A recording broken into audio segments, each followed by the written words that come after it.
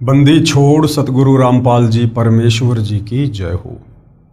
परमपिता परमात्मा सारी सृष्टि के रचनहार, कुल मालिक, असंख्य ब्रह्मांडों के स्वामी, जगत गुरु, तीनों लोकों में प्रवेश करके सबका धारण पोषण करने वाले, राजाधिराज, आत्माधार, नाथों के नाथ, देवों के देव, महादेव, सर्वेश्वर, महेश्वर, मृत्युंजय, अजरो अमर, आदि अनादि, सनातनी प्रभु, जगत पिता जगदीश्वर, श्री श्री 1008 की उपाधि के वास्तविक अधिकारी, अकाल मूरत शब्द स्वरूपी राम वासुदेव, सर्वगतम ब्रह्म, परम पूज्य, प्रथम पूज्य, परम संत, परम पुरुष, परम धनी, परम दयालु, सत्य कबीर, हक्का कबीर, अल्लाहु कबीर, अल्लाहु अकबर, बाखबर, अल्लाह ताला, जगत के तारणहार, जगत के मुक्तिदाता, जगत के जगन्नाथ, हारे के सहारे, हिंदुओं के राम, मुसलमानों के अल्लाह, सिखों के वाहिगुरु, ईसाइयों के मसीह, दया के सागर दया निधि, करुणा के सागर करुणा निधि,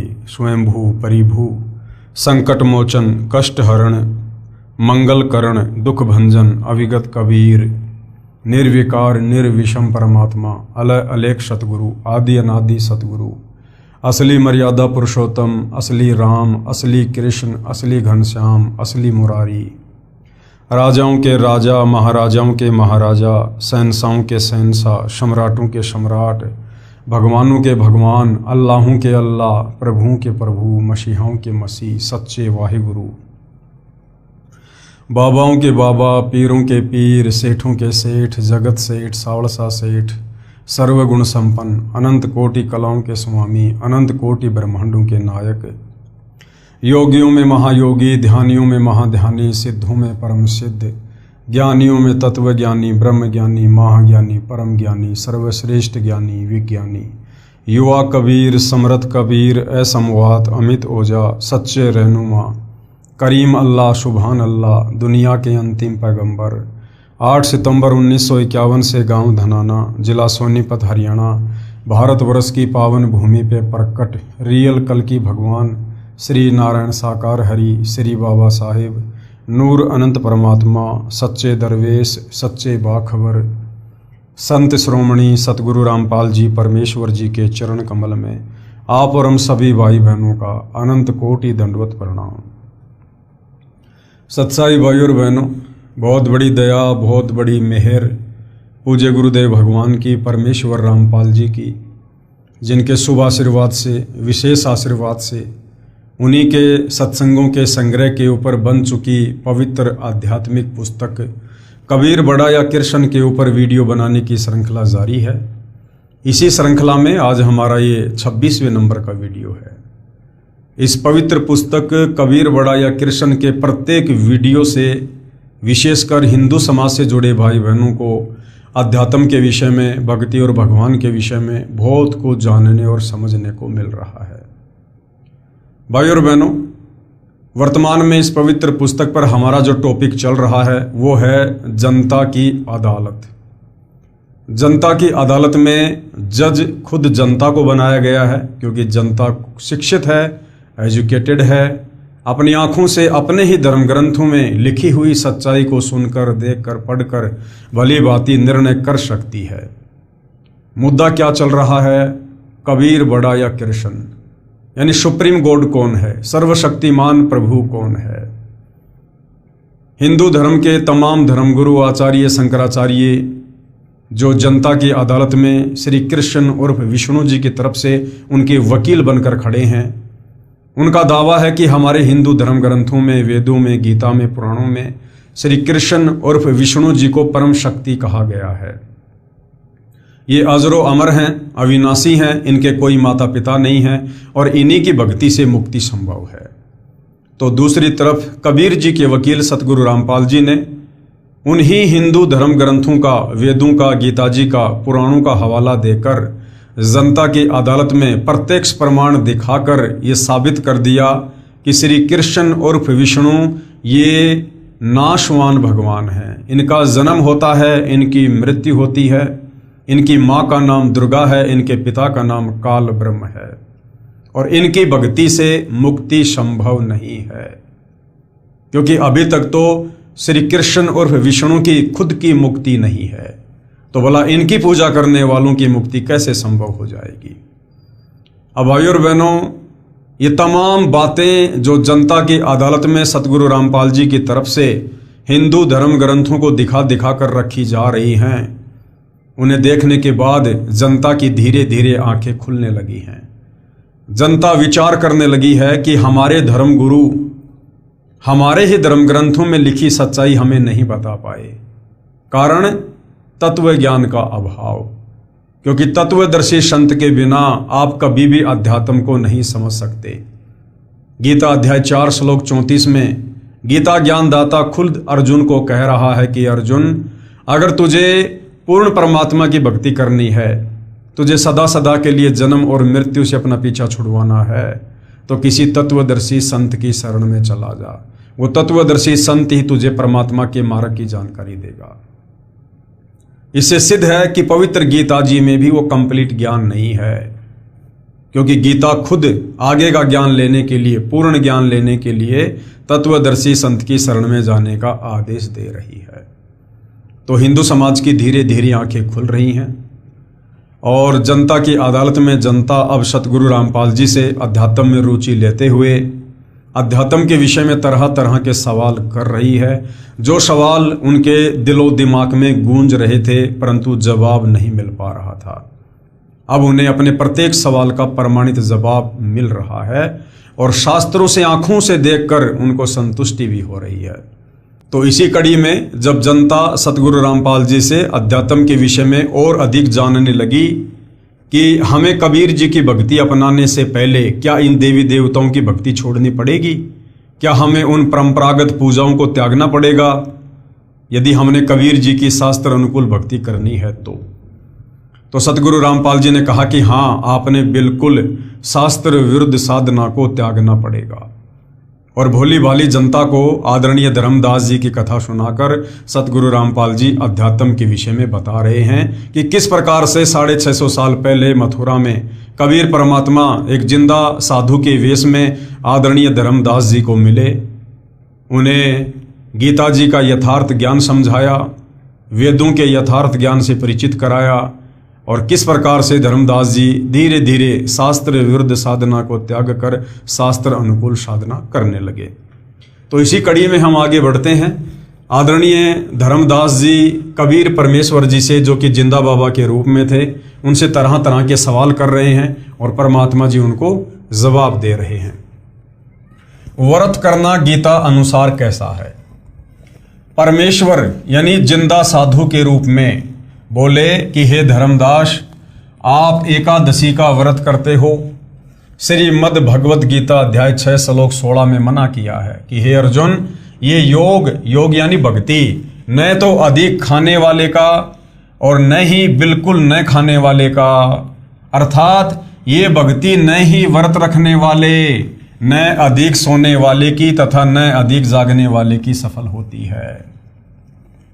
इस श्लोक में व्रत रखना पूर्ण रूप से मना है। क्या लिखा है? न ही बिल्कुल न खाने वाले की भक्ति भी सफल नहीं होती है। अर्थात बिल्कुल ना खाना, इसका मतलब व्रत करना। तो हमारी गीता जी अध्याय 6 श्लोक 16 मना कर रही है कि व्रत रखने वालों की भक्ति कभी सफल नहीं हो सकती, जबकि धर्मदास जी एकादशी का व्रत रखा करते थे। इस श्लोक में व्रत रखना पूर्ण रूप से मना है।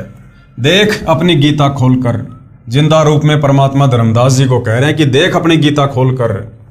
धर्मदास जी को गीता के श्लोक याद भी थे, क्योंकि प्रतिदिन पाठ किया करता था। फिर भी सोचा कि कहीं जिंदा संत नाराज ना हो जाए, इसलिए गीता खोलकर अध्याय 6 श्लोक 16 पढ़ा तथा स्वीकारा कि आपने मेरी आंखें खोल दी जिंदा, आप तो परमात्मा के स्वरूप लगते हो। अब देखिए भाइयों और बहनों, ये वही गीता जी अध्याय 6 श्लोक नंबर 16 है जो आदरणीय धर्मदास जी ने अपनी आंखों से खोलकर देखा। और यही गीता अध्याय 6 श्लोक 16 अब जनता की अदालत में सतगुरु रामपाल जी जनता को दिखा रहे हैं ताकि उन्हें भी विश्वास हो। पेश है फोटोकॉपी गीता अध्याय 6 श्लोक 16 की। ये श्लोक भाई और बहनों आप जियों के सामने है। न अति अश्नतः तू योग है अस्ति न च एकांतम ऐन सतः न च अति सौपनशीलस्य जागृत न एवं च अर्जुन। इसका यहाँ पर हिंदी अनुवाद किया हुआ है। हे अर्जुन, यह योग, योग यानी भक्ति, न तो बहुत खाने वाले का, यानी जो बहुत ज़्यादा खाना खाता है, बार बार खाता है, पेट भरा भरा रहता है, ज़्यादा अन्न खाने से वासना प्रबल होती है, नींद आती है, आलस्य आता है। तो ये जो भक्ति है, जो योग है, जो मुक्ति का जो मार्ग है, शास्त्र अनुकूल साधना है, बहुत ज़्यादा भोजन खाने वाले की भी सफल नहीं होती है। और न बिल्कुल न खाने वाले का, और जो बिल्कुल भोजन नहीं करता यानी जो व्रत करता है, उसकी भी भक्ति सफल नहीं होती। व्रत रखना यानी बिल्कुल भी ना खाना, बिल्कुल भी खाना नहीं खाएंगे तो क्या होगा, हमारा शरीर अंदर से बार बार भोजन की डिमांड करेगा। हमें भक्ति से ज़्यादा हमें भोजन याद आएगा। सत्संग सुनने बैठेंगे, बार बार अंदर से भूख जागृत होगी, तो हम ना सत्संग सुन सकते, ना बैठकर शांति से ध्यान से मंत्र कर सकते, ना अन्य कोई भक्ति कर्म कर सकते, यदि हमारा पेट बिल्कुल खाली रहेगा तो। इसलिए हमें संयम के साथ में ये भक्ति करनी है, बिल्कुल संयमित होके, ना ज़्यादा खाना ना कम खाना, जितनी शरीर की आवश्यकता है उतना खाना। और न बिल्कुल न खाने वाले का तथा न बहुत शयन करने स्वभाव वाले का, और जो बहुत ज़्यादा सोता है उसकी भी कभी भक्ति सफल नहीं हो सकती।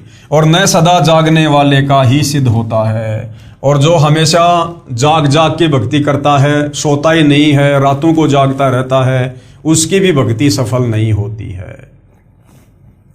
ये फोटोकॉपी गीता अध्याय 6 श्लोक 16 की है। गीता प्रेस गोरखपुर से प्रकाशित तथा श्री जय दयाल गोविंदका द्वारा अनुवादित है। इसमें स्पष्ट कहा है कि योग यानी साधना उनकी सफल नहीं होती जो बिल्कुल कुछ नहीं खाते यानी व्रत रखते हैं। श्राद्ध पिंडदान गीता अनुसार कैसा है? अब व्रत के विषय में तो पता चल गया कि गीता जी तो व्रत करने के लिए मना कर रही है। व्रत करने वाले कभी भी भक्ति सफल नहीं कर सकते, कभी भी उनकी मुक्ति नहीं हो सकती। अब आगे परमात्मा धर्मदास जी को समझा रहे हैं कि तुम जो ये श्राद्ध निकालते हो, जो पिंड दान करते हो, इन नादान धर्म गुरुओं के कहने पर जो तुम भूत पूजा कर रहे हो, ये गीता जी के अनुसार कैसी है? आप श्राद्ध व पिंडदान करते हो, गीता अध्याय 9 श्लोक 25 में स्पष्ट किया है कि भूत पूजने वाले भूतों को प्राप्त होंगे। ये जो श्राद्ध निकालते हैं, पिंड दान करते हैं, ये भूत पूजा में आता है।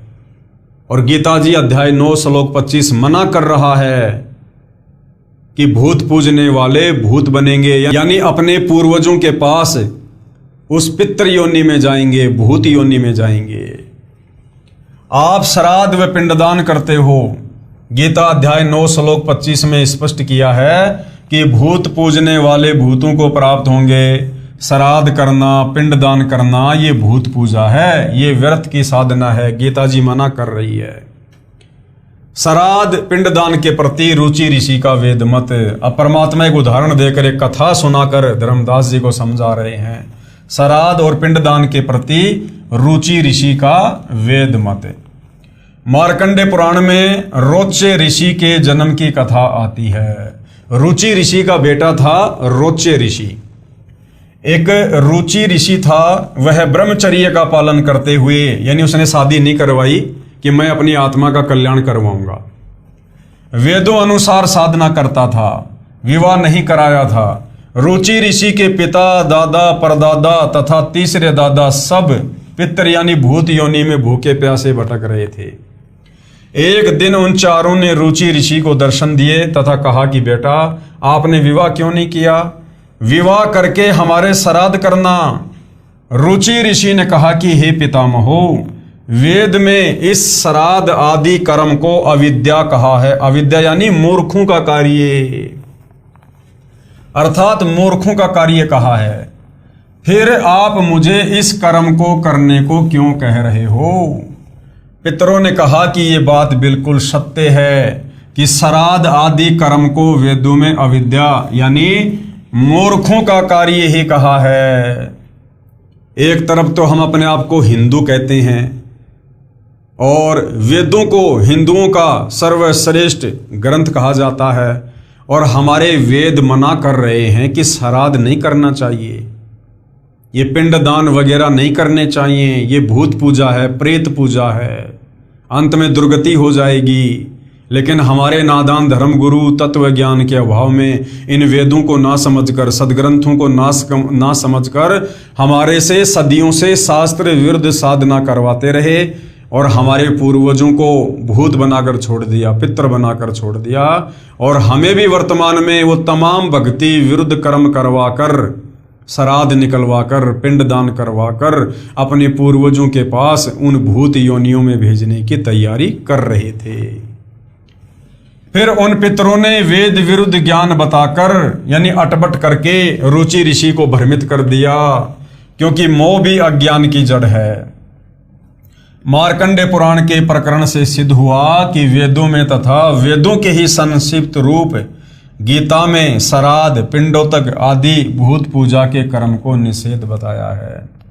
नहीं करना चाहिए, यानी गीता जी मना कर रही है तो समझो वेद मना कर रहे हैं, क्योंकि चारों वेदों का संक्षिप्त रूप श्रीमद् भगवत गीता है। तो गीता जी श्राद्ध निकालने के लिए, भूत पूजा के लिए, पिंडदान करने के लिए मना कर रही है। उन मूर्ख ऋषियों ने अपने पुत्र को भी श्राद्ध करने के लिए विवश किया। उसने विवाह कराया, किसने? रुचि ऋषि ने।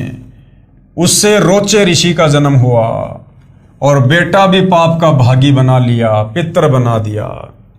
पेश है संक्षिप्त मार्कंडे पुराण के अध्याय रोचे मनु की उत्पत्ति कथा से संबंधित प्रकरण की फोटोकॉपी। ये मार्कंडे पुराण में भाई और बहनों बिल्कुल क्लियर लिखा हुआ है। रोचे मनु की उत्पत्ति कथा।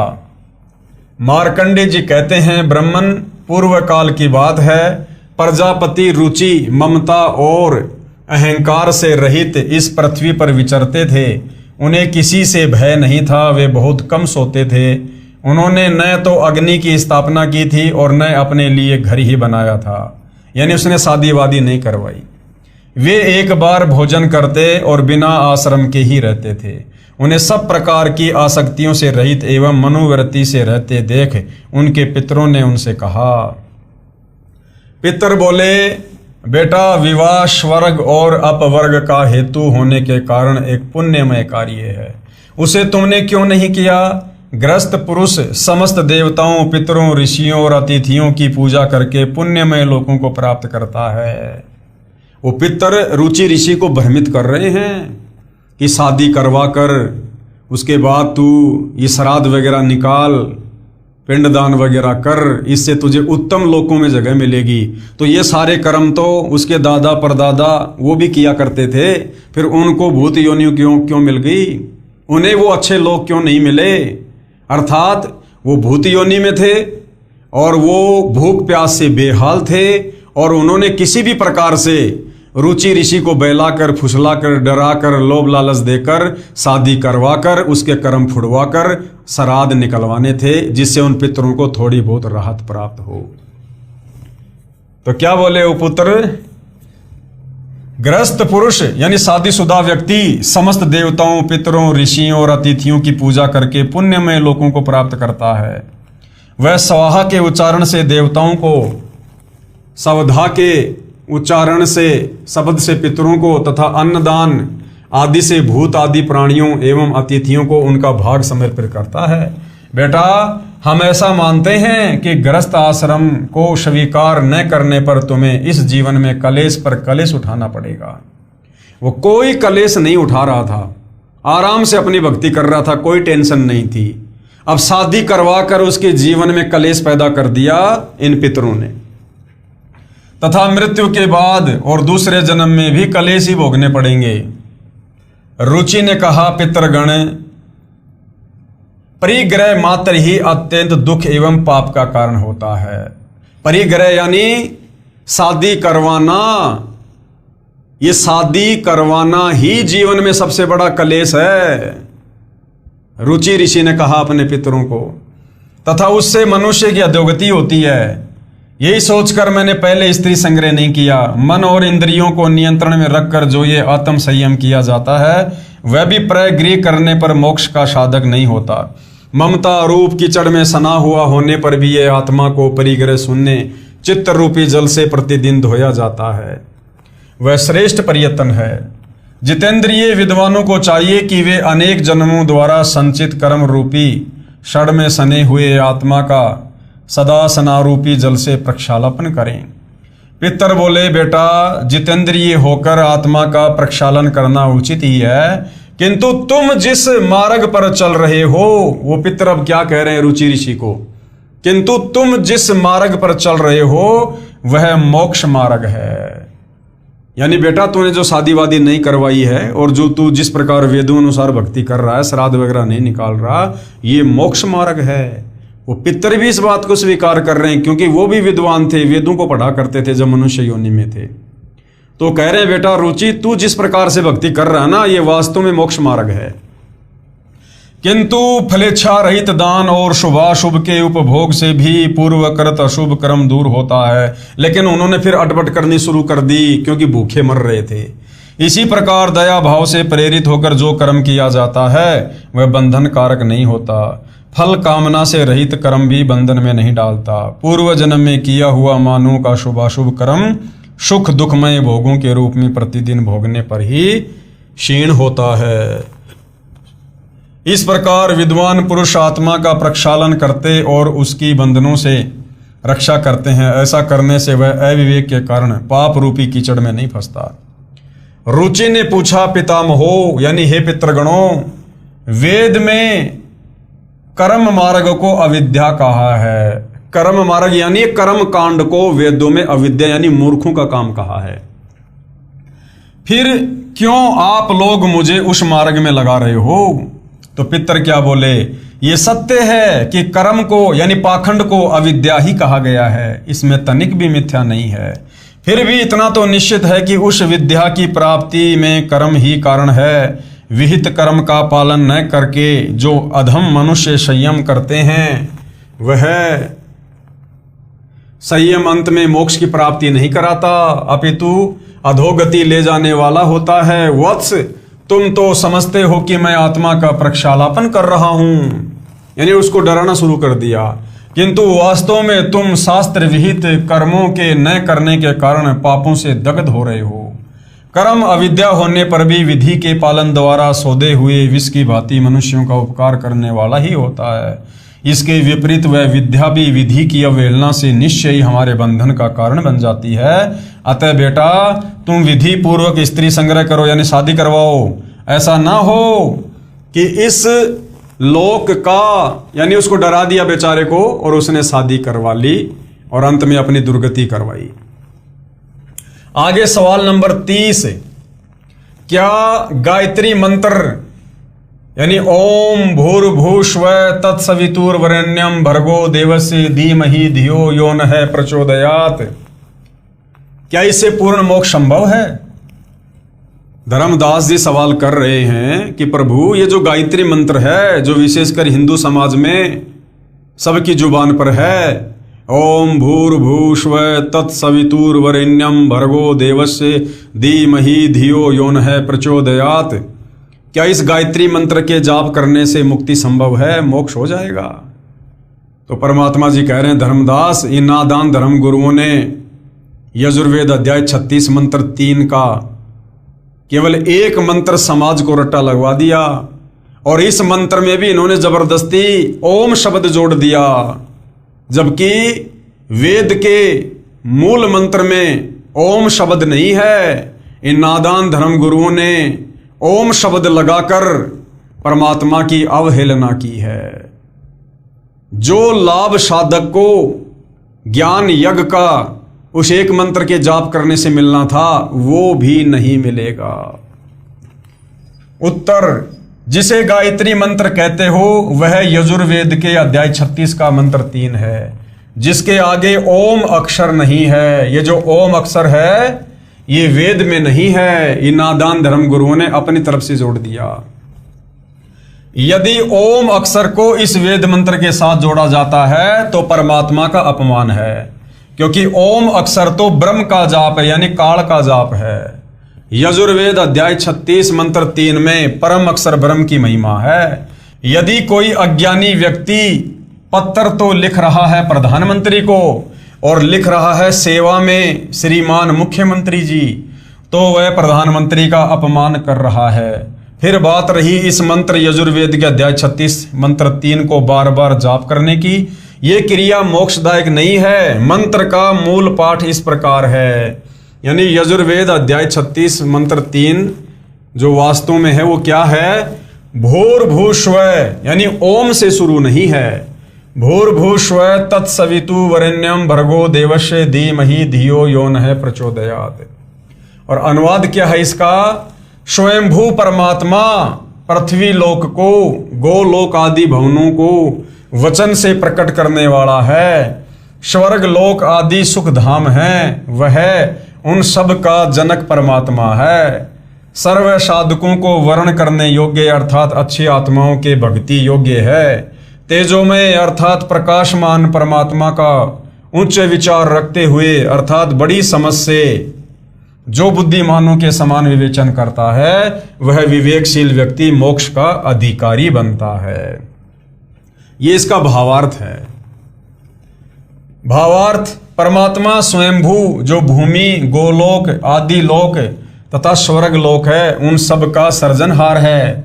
उस उज्ज्वल परमेश्वर की भक्ति श्रेष्ठ भक्तों को ये विचार रखते हुए करनी चाहिए कि जो पुरुषोत्तम यानी सर्वश्रेष्ठ परमात्मा है, जो सर्व प्रभुओं से श्रेष्ठ है, उसकी भक्ति करें, जो सुख धाम अर्थात सर्व सुख का दाता है। केवल परमात्मा की महिमा है इस मंत्र में। उपरोक्त मंत्र का ये हिंदी अनुवाद व भावार्थ है। इसकी संस्कृत या हिंदी अनुवाद को पढ़ते रहने से मोक्ष नहीं है, क्योंकि यह तो परमात्मा की महिमा का एक अंश है। अर्थात हजारों वेद मंत्रों में से यजुर्वेद अध्याय 36 का मंत्र संख्या 3 केवल एक मंत्र है। यदि कोई चारों वेदों को भी पढ़ता रहे तो भी मोक्ष नहीं है।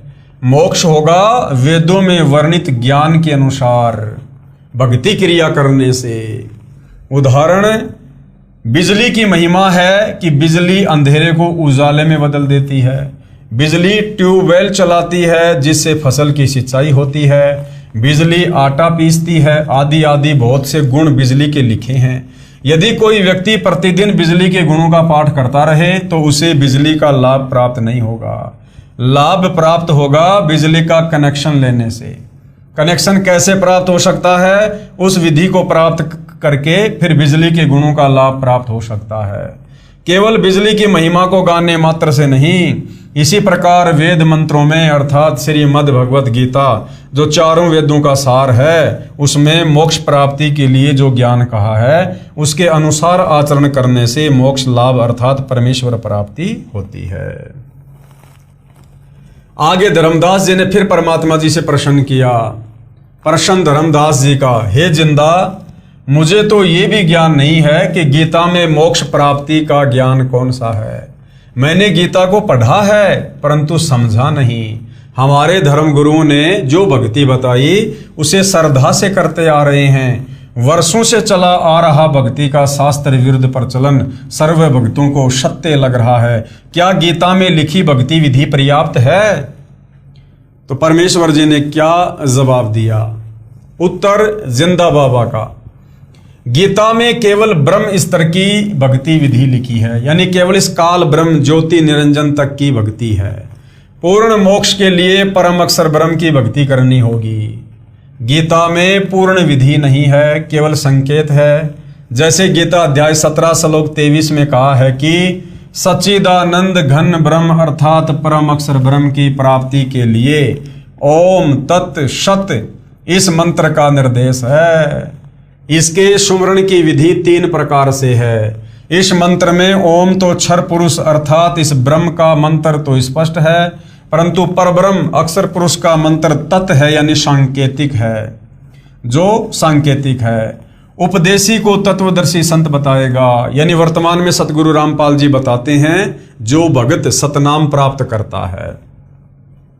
और तीसरा जो सत है ओम तत् सत में, ये मंत्र पूर्ण ब्रह्म यानी परम अक्षर ब्रह्म का है, ये भी सांकेतिक है। इसको भी तत्वदर्शी संत उपदेशी को बताता है।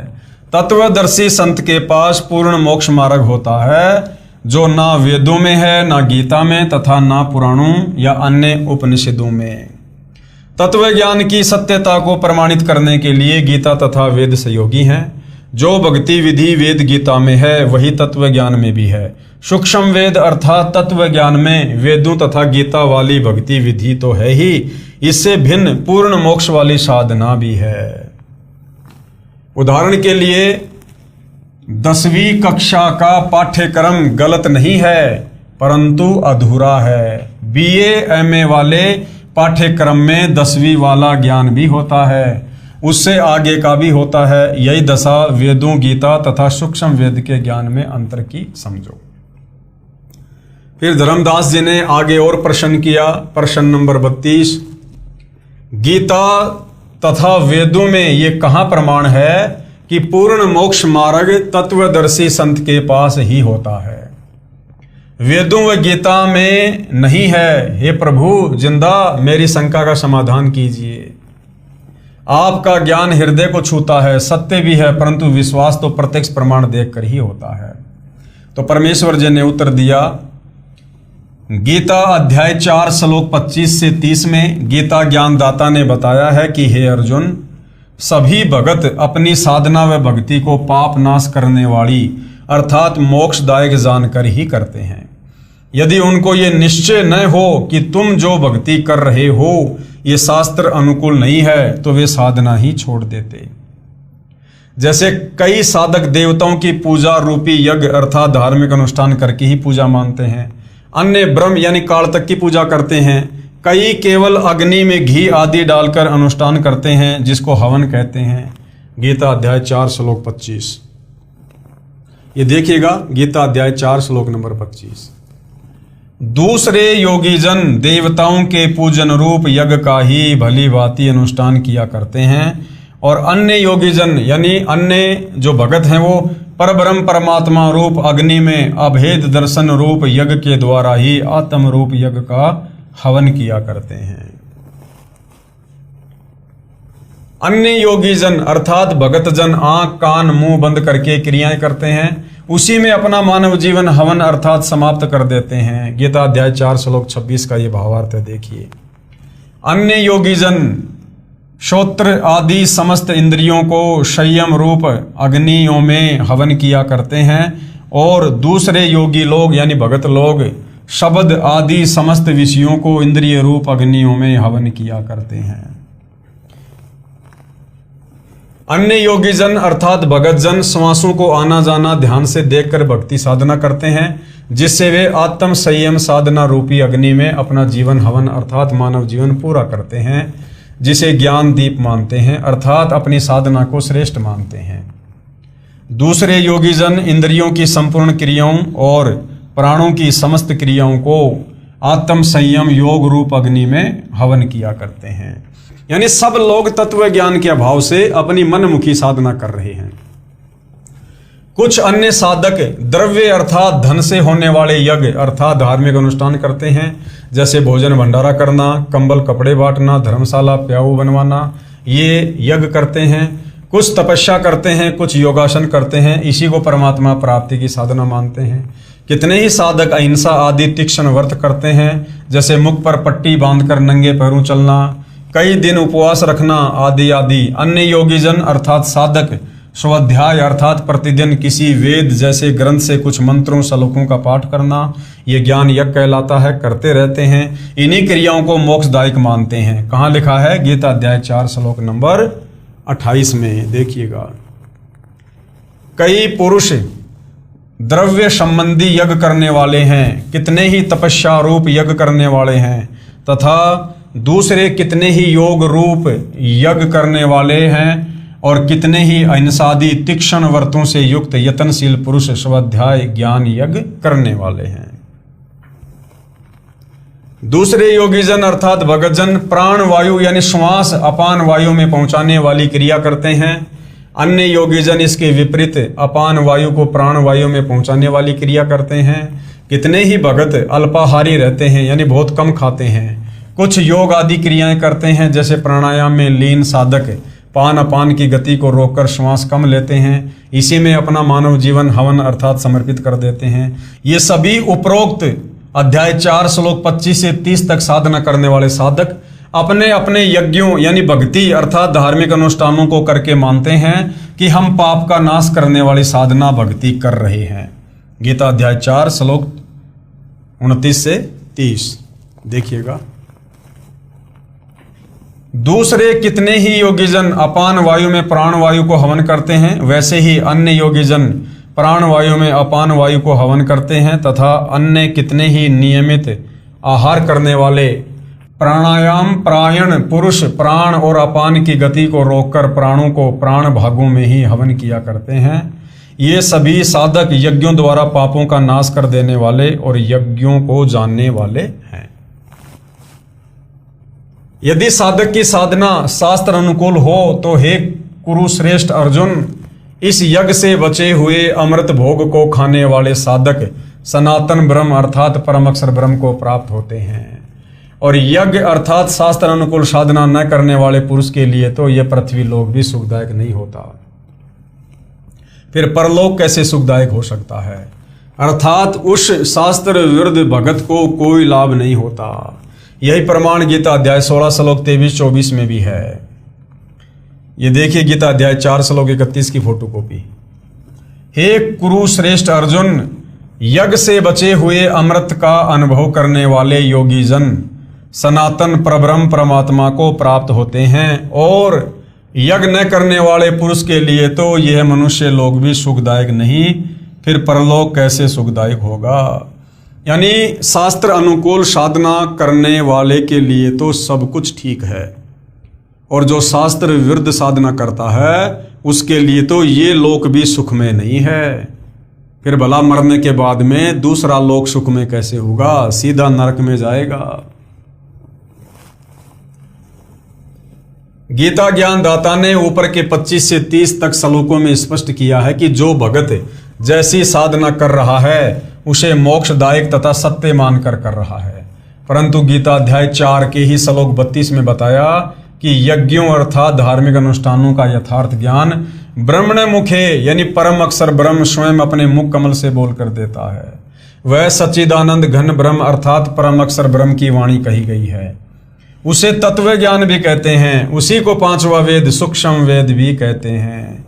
उस तत्व ज्ञान में भक्ति विधि विस्तार के साथ बताई गई है। उसको जानकर भगत सर्व पापों से मुक्त हो जाता है अर्थात पूर्ण मोक्ष को प्राप्त हो जाता है। नोट, गीता अध्याय 4 श्लोक 32 के अनुवाद में सभी अनुवादकों ने एक जैसी ही गलती कर रखी है। ब्रह्मणे शब्द का अर्थ वेद कर रखा है। ब्रह्मणे मुखे का अर्थ वेद की वाणी में किया है, जो गलत है। उन्हीं अनुवादकों ने गीता अध्याय 17 श्लोक 23 में ब्रह्मणे का अर्थ सच्चिदानंद घन ब्रह्म किया है, जो बिल्कुल सही है। इसलिए गीता अध्याय 4 श्लोक 32 में भी ब्रह्मणे का अर्थ सच्चिदानंद घन ब्रह्म अर्थात कबीर परमात्मा परम अक्षर ब्रह्म करना ही उचित है। ये देखिएगा फोटोकॉपी गीता अध्याय 4 श्लोक 32 की। एवं बहुविधा यज्ञा वितता ब्रह्मणे मुखे कर्म जान विधि तान सर्वान एवं ज्ञात्वा विमोक्षस्य। इस प्रकार और भी बहुत तरह के यज्ञ वेद की वाणी में नहीं, ब्रह्मणे मुखे यानी परमात्मा के मुख कमल से उच्चारित वाणी में, सच्चिदानंद घन ब्रह्म की वाणी में, कबीर वाणी में विस्तार से कहे गए हैं। उन सब को तू मन इंद्रिय और शरीर की क्रिया द्वारा संपन्न होने वाला जान। इस प्रकार तत्व से जानकर उसके अनुष्ठान द्वारा तू कर्म बंधन से सर्वदा मुक्त हो जाएगा। गीता अध्याय 4 श्लोक 34 में गीता ज्ञानदाता ने कहा है कि उस ज्ञान को जो परमात्मा अपने मुख कमल से बोलकर सुनाता है, जो तत्व ज्ञान है, उसको तू तत्वदर्शी संतों के पास जाकर समझ। उनको दंडवत प्रणाम करने से कपट छोड़कर नम्रता पूर्वक प्रश्न करने से तत्वदर्शी संत तुझे तत्व ज्ञान का उपदेश करेंगे। गीता अध्याय 4 श्लोक 34 की फोटोकॉपी। उस ज्ञान को तू तत्वदर्शी ज्ञानियों के पास जाकर समझ। गीता ज्ञानदाता कह रहा कि मुझे भी भैया वो कंप्लीट मोक्ष वाला ज्ञान नहीं है, सृष्टि रचना का ज्ञान नहीं है अर्जुन। उस ज्ञान के लिए तू किसी तत्वदर्शी संत की खोज कर, अर्थात ना तो कंप्लीट ज्ञान गीता ज्ञानदाता को और ना गीता जी में। उनको भली भांति दंडवत प्रणाम करने से, उनकी सेवा करने से, सरलता पूर्वक प्रश्न करने से वे परमात्म तत्व को भली भांति जानने वाले ज्ञानी महात्मा तुझे उस तत्व ज्ञान का उपदेश करेंगे। यानी तत्वदर्शी संत तुझे बताएगा पूर्ण मोक्ष मार्ग क्या है। इससे यह भी सिद्ध हुआ कि गीता वाला ज्ञान पूर्ण नहीं है, परंतु गलत भी नहीं है। गीता ज्ञान दाता को भी पूर्ण मोक्ष मार्ग का ज्ञान नहीं, क्योंकि तत्व ज्ञान की जानकारी गीता ज्ञान दाता को नहीं है। जो परमात्मा यानी परम अक्षर ब्रह्म ने अपने मुख कमल से बोला होता है, उसको तत्वदर्शी संतों से जानने के लिए कहा है। यही प्रमाण यजुर्वेद अध्याय 40 मंत्र 10 में भी है। कहा है कि परम अक्षर ब्रह्म को कोई तो समवात अर्थात रामकृष्ण की तरह उत्पन्न होने वाला साकार कहते हैं, कोई असमवात अर्थात परमात्मा उत्पन्न नहीं होता, वह निराकार है। परमेश्वर उत्पन्न होता है या नहीं उत्पन्न होता, वास्तव में कैसा है ये ज्ञान कौन बताएगा? धीराणाम यानी तत्वदर्शी संत बताते हैं, उनसे पूछो कि परमात्मा जन्म लेता है या नहीं लेता है, ये कौन बताएगा? तत्वदर्शी संत। अब भाई परमात्मा जन्म लेता है या नहीं लेता है, ये परमात्मा के अलावा दूसरा कौन बता सकता है? तो तत्वदर्शी संत की भूमिका निभाने के लिए खुद परमात्मा ही आते हैं। प्रश्न नंबर 33 धर्मदास जी का सवाल है, प्रभु हे जिंदा, तत्वदर्शी संत की क्या पहचान है तथा प्रमाणित सदग्रंथों में कहां प्रमाण है? आपका ज्ञान आत्मा के आर पार हो रहा है। गीता का शब्दा शब्द यथार्थ भावार्थ आप जी के मुख कमल से सुनकर युगों की प्यासी आत्मा कुछ तृप्त हो रही है, गदगद हो रही है। तो कबीर परमेश्वर जो जिंदा बाबा के रूप में थे, उन्होंने तत्वदर्शी संत की क्या पहचान बताई और कहाँ लिखी हुई है? उत्तर जिंदा परमेश्वर जी का। परमेश्वर ने बताया कि पहले तो लक्षण सुन तत्वदर्शी संत अर्थात पूर्ण ज्ञानी सतगुरु के। सतगुरु के लक्षण 4 बखाना। प्रथम वेद शास्त्र को ज्ञाना, दूजे हरि भक्ति मन कर्म बानी, तीसरे समदृष्टि कर जानी, चौथे वेद विधि सब कर्मा, ये 4 गुरु गुण जानो मरमा। कबीर सागर के अध्याय जीव धर्म बोध के पेज नंबर 1960 पर ये अमृतवाणियां अंकित है। भावार्थ क्या है? जो तत्वदर्शी संत यानी पूर्ण सतगुरु होगा उसमें 4 मुख्य गुण होते हैं। नंबर 1, वह वेदों तथा अन्य सभी ग्रंथों का पूर्ण ज्ञानी होगा। तो वर्तमान में इस धरती पर सतगुरु रामपाल जी के अलावा ना तो कोई तत्वदर्शी संत है, ना कोई इस विश्व के सभी सदग्रंथों का ज्ञाता है। तो पहला लक्षण भी वर्तमान में सतगुरु रामपाल जी पर ही फिट होता है।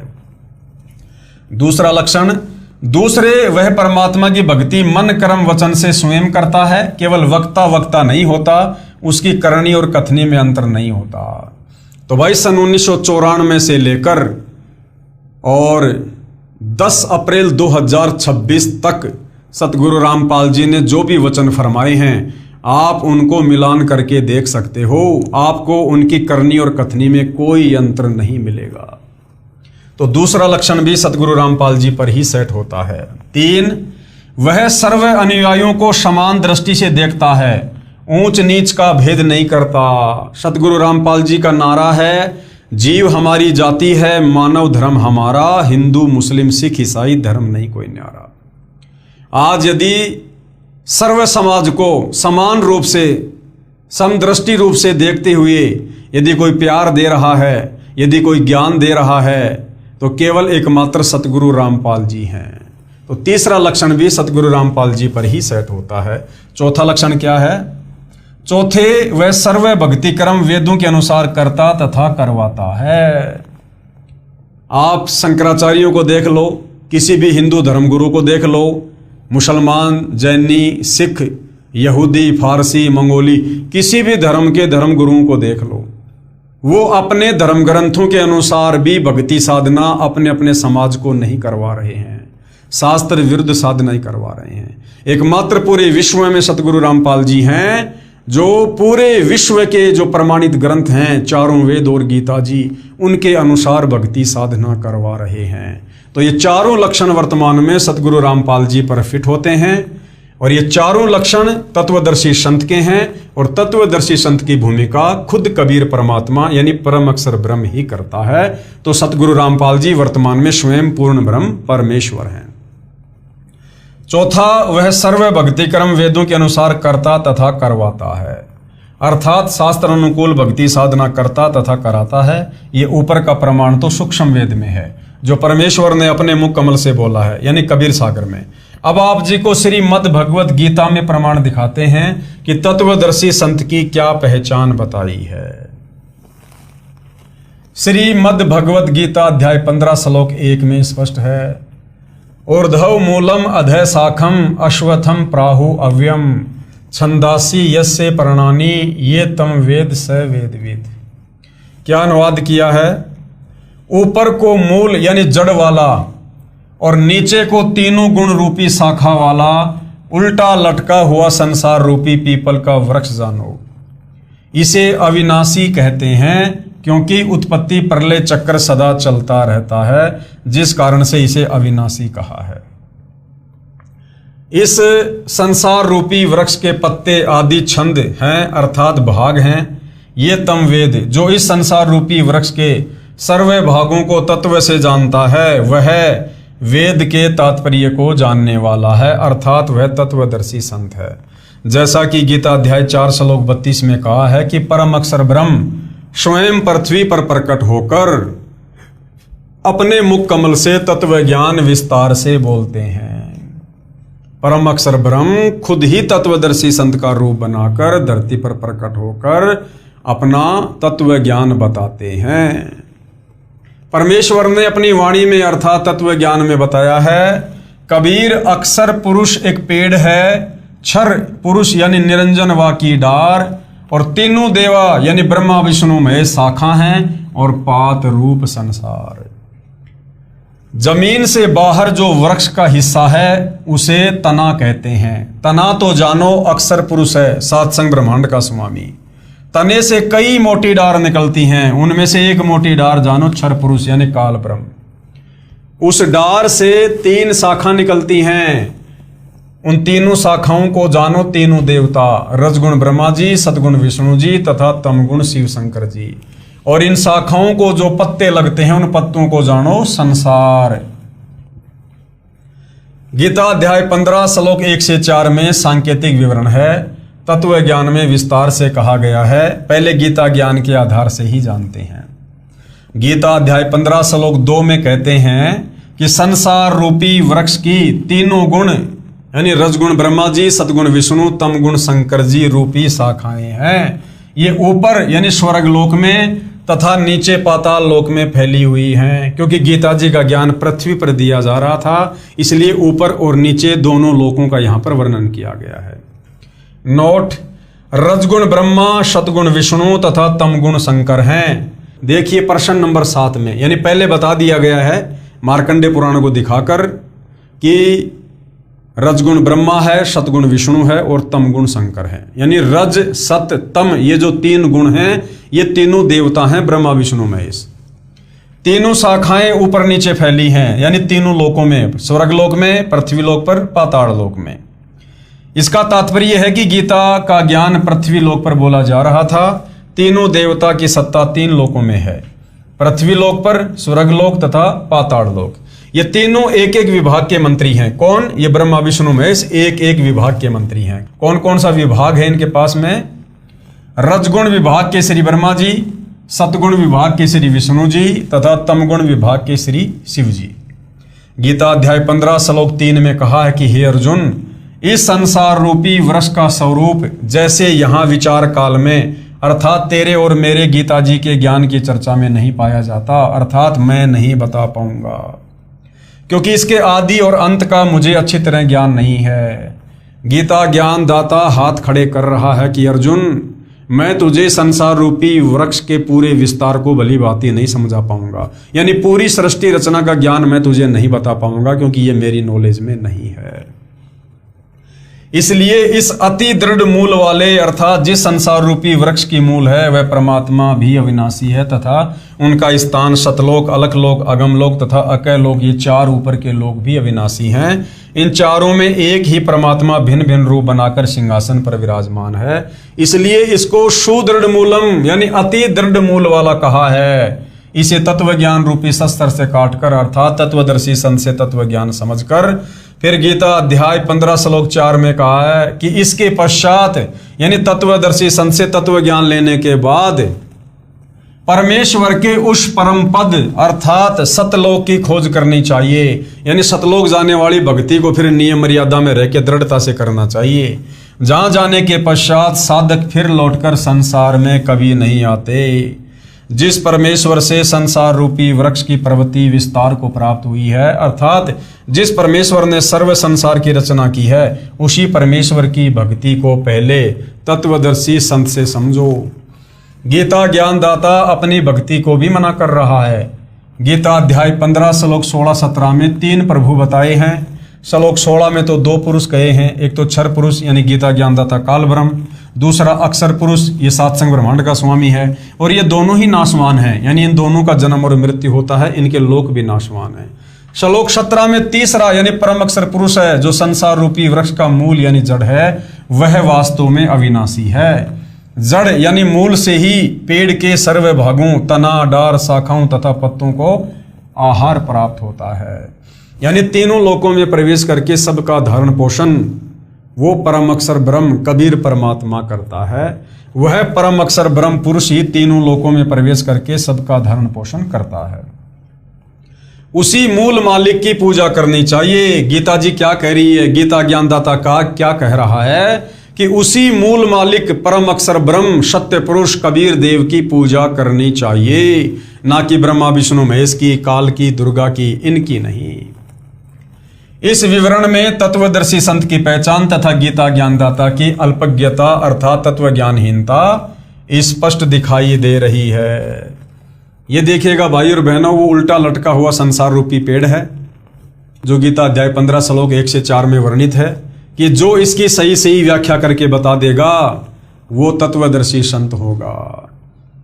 तो ये सतगुरु रामपाल जी परमेश्वर जी ने सर्वप्रथम पूरे विश्व में सबसे पहले ये बताया है कि वास्तव में गीता अध्याय 15 श्लोक 1 से 4 का भावार्थ क्या है। ये संसार रूपी उल्टा लटका हुआ वृक्ष है। देखिएगा, इस वृक्ष की जो जड़ है वो जमीन के अंदर है। बाहर क्या दिखाई देता है, केवल ये तना तना दिखाई दे रहा है, तना तना। ये तना कौन है, ये 7 संग ब्रह्मांड का स्वामी अक्षर पुरुष है जिसके 7 संग ब्रह्मांड हैं। ये तना कहां से निकल रहा है, जड़ों से निकल रहा है। जड़ क्या है, ये कबीर परमात्मा है। कबीर परमात्मा सारी सृष्टि का मालिक, यानी ऊपर के जो चारों लोक हैं वो अविनाशी हैं। जो कबीर परमात्मा है वो अविनाशी है, इसलिए इसको सुदृढ़ मूल वाला कहा है। फिर ये अक्षर पुरुष है, 7 संग ब्रह्मांड का स्वामी जो ये तना है। इस तने से फिर एक मोटी डार निकल रही है। ये मोटी डार ये कौन है, ये 21 ब्रह्मांड का स्वामी ज्योति निरंजन है, काल है, ये दुर्गा का पति। इस मोटी डार से फिर 3 शाखाएं निकल रही हैं। ये 3 शाखाएं क्या हैं, ये रजगुण ब्रह्मा है, सतगुण विष्णु है और तमगुण शंकर है। और शाखाओं के जो ये पत्ते लग रहे हैं ये कौन है, ये आप और हमारे जैसे आम प्राणी हैं, तीनों लोकों के प्राणी, स्वर्ग लोक के, पृथ्वी लोक के, पाताल लोक के। तो इस प्रकार से ये संसार रूपी वृक्ष है, यानी पूरी सृष्टि का मैप है ये कि सबसे ऊपर 4 लोक हैं, अकैलोक, अगम लोक, अलख लोक और शतलोक, जो बिल्कुल अविनाशी हैं। जैसे पेड़ की जड़ जमीन के अंदर होती है, बिल्कुल नहीं हिलती, इसी प्रकार ऊपर के 4 लोक और उन लोकों का जो स्वामी है और उन लोकों में जो आत्मा रहती हैं वो सब अविनाशी हैं। उसके बाद ये अक्षर पुरुष है जिसके 7 संग ब्रह्मांड हैं। फिर उसके नीचे ये काल ब्रह्म है जिसके 21 ब्रह्मांड है। फिर काल ब्रह्म के नीचे उनके 3 पुत्र ब्रह्मा विष्णु महेश हैं, जो तीनों एक एक गुण से युक्त हैं। और इन तीनों पुत्रों के माध्यम से ये काल तीनों लोकों की सृष्टि को संचालित करवा रहा है। तो ये है संसार रूपी पेड़ का चित्र जो सतगुरु रामपाल जी ने बताया और समझाया। तो वास्तव में हमने भक्ति इस विधि से करनी चाहिए। कैसे करनी चाहिए? जैसे ये दिखाया गया यहां पर, हमने सर्वप्रथम जड़ की पूजा करनी चाहिए। जड़ कौन है? कबीर परमात्मा। और जब हम जड़ की पूजा करेंगे तो हमारे जो संस्कार बनेंगे धार्मिक यज्ञ करने से, मंत्र करने से, वो हमारे संस्कार कहां जाएंगे? इस अक्षर पुरुष के पास जाएंगे। यानी पेड़ की जड़ से खुराक कहां जाती है? पेड़ के तने में। फिर अक्षर पुरुष से हमारे संस्कार कहां जाएंगे? काल ब्रह्म के पास में। काल ब्रह्म से संस्कार जाएंगे ब्रह्मा विष्णु महेश के पास। और ये ब्रह्मा विष्णु महेश फिर ना चाहते हुए भी हमारे को सर्व लाभ देंगे। तो उत्तम विधि तो भक्ति की ये है। और हम लोगों ने क्या कर दिया? नादानी के चलते, तत्व ज्ञान के अभाव में, हमने मिट्टी में, गमले में पेड़ की टहनियों को डाल दिया। हमने जड़ कर दी ऊपर और टहनियों को हमने जमीन में गाड़ दिया। यानी हमने ब्रह्मा विष्णु महेश रूपी शाखाओं की पूजा शुरू कर दी। अब यदि कोई नादान व्यक्ति कहीं से कोई पौधा लाकर उसकी जड़ ऊपर करके और टहनियों को गमले में लगाएगा तो क्या पेड़ कभी फलेगा? कभी नहीं फलेगा, वो नष्ट हो जाएगा। तो हम नादानों ने तत्व ज्ञान के अभाव में हमारे नादान धर्मगुरुओं के कहने पर ब्रह्मा विष्णु महेश को पूर्ण परमात्मा मानकर भक्ति करनी शुरू कर दी, जिससे हमें भक्ति का कोई लाभ किसी प्रकार का नहीं हुआ। अब सतगुरु रामपाल जी ने आकर हमें बताया कि नादानों, अपनी भक्ति विधि को ठीक करो, सुधारो, विधि से चलो। और उन्होंने हमें शास्त्र अनुकूल साधना दी है। कबीर परमेश्वर की भक्ति शुरू करवाई है, यानी जड़ की भक्ति करनी शुरू करवाई है। भक्ति रूपी पौधे की जड़ को नीचे करके फिर उसमें सिंचाई करवाना शुरू किया है, जिससे जो खुराक है वो जड़ों से तने में जाएगी, तने से डार में, डार से शाखाओं में, और फिर ये शाखा रूपी ब्रह्मा विष्णु महेश हमें हर प्रकार का आध्यात्मिक लाभ देंगे। तो ये जो उल्टे लटके हुए संसार रूपी वृक्ष की व्याख्या है, जिसका वर्णन गीता अध्याय 15 श्लोक 1 से 4 में है, ये विश्व में पहली बार सतगुरु रामपाल जी ने ही बताया है। अर्थात सतगुरु रामपाल जी पूर्ण तत्वदर्शी संत हैं। जिंदा बाबा का दूसरी बार अंतर्ध्यान होना। अब कबीर परमात्मा धर्मदास जी के सामने अचानक अंतर्ध्यान क्यों हुए? क्योंकि धर्मदास जी उस पुराने अज्ञान के चलते, जो अज्ञानी धर्मगुरुओं ने ब्रह्मा विष्णु महेश को पूर्ण परमात्मा बताकर उसकी रग रग में वो अज्ञान डाल रखा था, काल प्रेरणा से वो अज्ञान भी बीच बीच में अंगड़ाई ले रहा था। और जब धर्मदास कबीर परमेश्वर के ज्ञान को काटकर ब्रह्मा विष्णु महेश की वकालत करता, तो उस समय फिर परमात्मा समझ जाते कि भैया अब इसके घट में काल आके बैठ गया है, अब ये मेरी बात नहीं सुनेगा। तो परमात्मा फिर दूसरी बार धर्मदास जी की आंखों के सामने से अंतर ध्यान हो गए। अब धर्मदास बड़ा व्याकुल हो गया। पहले वाली साधना करने का मन नहीं कर रहा, क्योंकि वो शास्त्र विरुद्ध, आगे की साधना भी मिली नहीं। धर्मदास बेचैन हो जाता है। और किस प्रकार फिर तीसरी बार उसे कबीर परमात्मा मिलते हैं, और जब तीसरी बार मिलते हैं तो आगे का क्या ज्ञान देते हैं, वो भाई और बहनों हम अगले एपिसोड में जानेंगे। तब तक भाई और बहनों, पूज्य गुरुदेव भगवान हम सबको आज्ञा दें, आशीर्वाद दें, सद्बुद्धि दें, हमारा मार्गदर्शन करें। बंदी छोड़ सतगुरु रामपाल जी परमेश्वर जी की जय हो।